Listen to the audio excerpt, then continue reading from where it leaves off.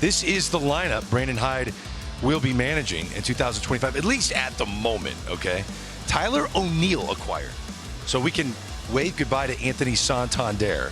That contract's going to be a hair too steep for the Baltimore Orioles. So they went and got Tyler O'Neill, which is more fiscally efficient, if you think about it. Had a nice year with the Boston Red Sox. So he's the acquisition at the moment. But I'm looking forward to this because Brandon Hyde has done an incredible job as the manager of the Baltimore Orioles, and he joins us now. We have so many questions for the skipper of the Orioles. Do you mind if I lead off the answer with mine? No. We just showed the numbers, Brandon. First off, good to see you. Great to see you guys. I hate sitting you down and peppering you with questions, but we're running out of time all the time in TV. So the 5 years before you guys moved the wall back, your team ERA was 5.22. Since you moved the wall back, your team ERA is 3.79. You're winning baseball games at home. Why are you moving the wall back in? You know, I think that was conversations that happened at the end of this last year. You know, when they made the move, I thought it was a great idea to make Camden Yards a little bit more fair, honestly, for pitchers, and to be able to attract pitchers into the ballpark and in the city, into our team. And I think that, you know, Mike has said that maybe they went a little bit too far. And now moving it back into a little bit more of a fair hitters and pitchers ballpark, I think it's going to really benefit our hitters, especially. Because it was pretty far. It was pretty far in dead left and in the left center, and we lost a lot of runs that way. And you know, hopefully this is a change for the better. Hyder, explain to me the rationale with the Tyler O'Neill bringing him in. I'm a huge Heston Kjerstad fan. I think he's due for some ABs. I think the bat plays. I know he got drilled in the head last year, and it led to like him having to take some time off, but you bring Tyler O'Neill in, you pay him 3 years at 16.5 a clip. He's in the middle of that lineup. How do you get kind of work that outfield? Well, I think you bring in as many talented guys as you possibly can. And if you look at our lineup, we're really left-handed. And one area that we've had a little bit of problem with the last couple of years is against left-handed pitching. We're left-handed and we're pretty young. And to be able to bring some right-handed hitters, that was a goal of ours this offseason. So right-handed thump. It's not official yet, so I can't fully talk about the free agent signings, but I know that we were looking for right-handed hitting going into this offseason, and we'll see.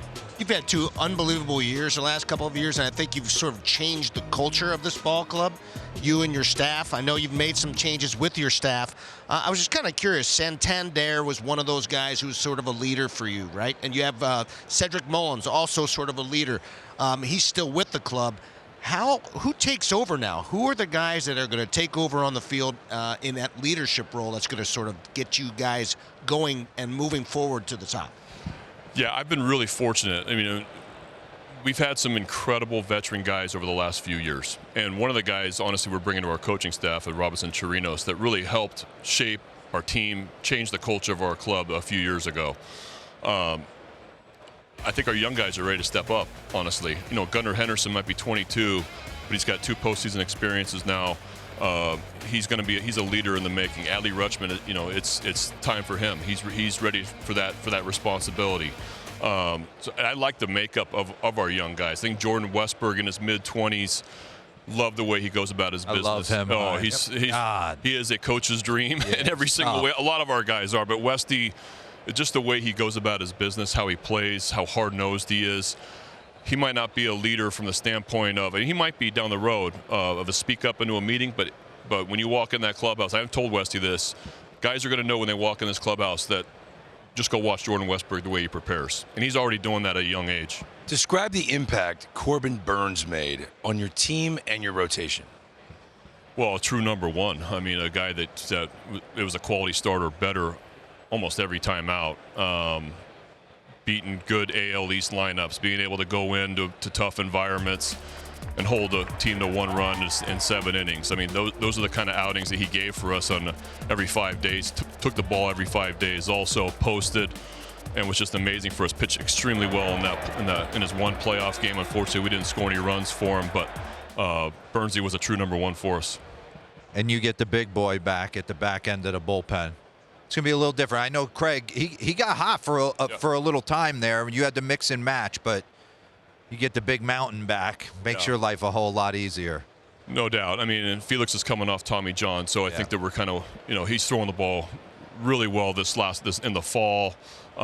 He's ended his rehab extremely well, so we're, so excited to have him back. Craig had a good first half for us. I know. I mean, Craig could have made the All-Star team. The second half was a little rocky, but to have Felix back, a couple years ago for me, best reliever in the game, to have him back is huge. Yeah, you had a little bit of a backing off in the second half of the season last year. Do you think it was a growing pains thing? Do you think it was something that, I know that it's different when you have the expectation of winning after having such an unbelievable year in 23. What do you think happened towards the end, and how do you think you can sort of combat that this year? Well, you hate to blame injuries, but I did think that did play a part for us in the second half, where we didn't have Bradish, we didn't have Means, we didn't have Westberg, we didn't have Mateo, and those are some big pieces for us. Kierstad gets hit in the helmet, misses a couple months. We didn't have Bautista all year. I think that just it kind of piled up on us a little bit. I think losing Westberg and Mateo, especially those two guys, from a lineup standpoint against left-handed pitching, but also kind of what they brought defensively and the at-bats that they brought us, the speed, the run-scoring ability. Westy drove in huge runs first half. Mateo gets on base, he scores. I think that we just had a tough time kind of piecing together, and we had some guys that kind of declined a little bit in the second half. Maybe some young player adjustments that they're going to make, and hopefully they improve for next year. I'm envisioning a celebratory toast with all the Baltimore Orioles front office leaders when poor Juan Soto left the Yankees to go to the New York Mets last. Who are they going to get now? There you go. There you go, Brandon Hyde, the manager of the Baltimore Orioles. Thank you so much for joining us. We always love catching up with you. All right, thanks for having me on.